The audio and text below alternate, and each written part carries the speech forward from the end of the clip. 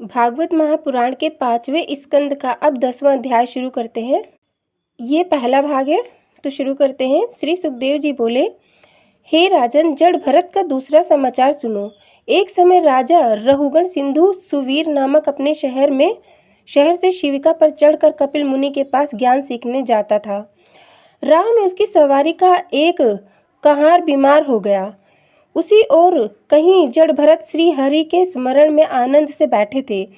दूसरे कहारों ने जड़ भरत को मोटा ताजा शरीर देखकर पकड़कर शिविका में लगा दिया। जड़ भरत आनंद पूर्वक राजा की पालकी उठाए जाते थे और इस अपमान का उनको कुछ सोच नहीं था, परंतु पृथ्वी को देखते हुए चींटी आदि जीवों को दबने से बचाते हुए पैर रखते थे।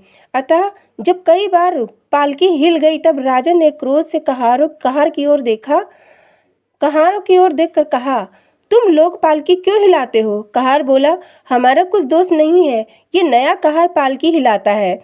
यह बात सुनते ही राजा ने जड़ भरत से कहा, हे कहार, तू हृष्ट पुष्ट दिखलाई देता है, अभी इतना रास्ता नहीं चला जो तू थक गया हो।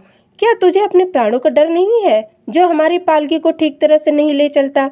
जड़ भरत यह वचन सुनकर चुप ही रहा।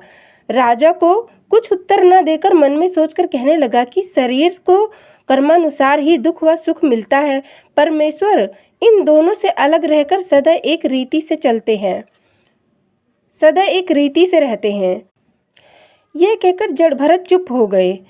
तब राजा क्रोध करके बोला, हे कहार, तू हमारी बात का उत्तर क्यों नहीं देता?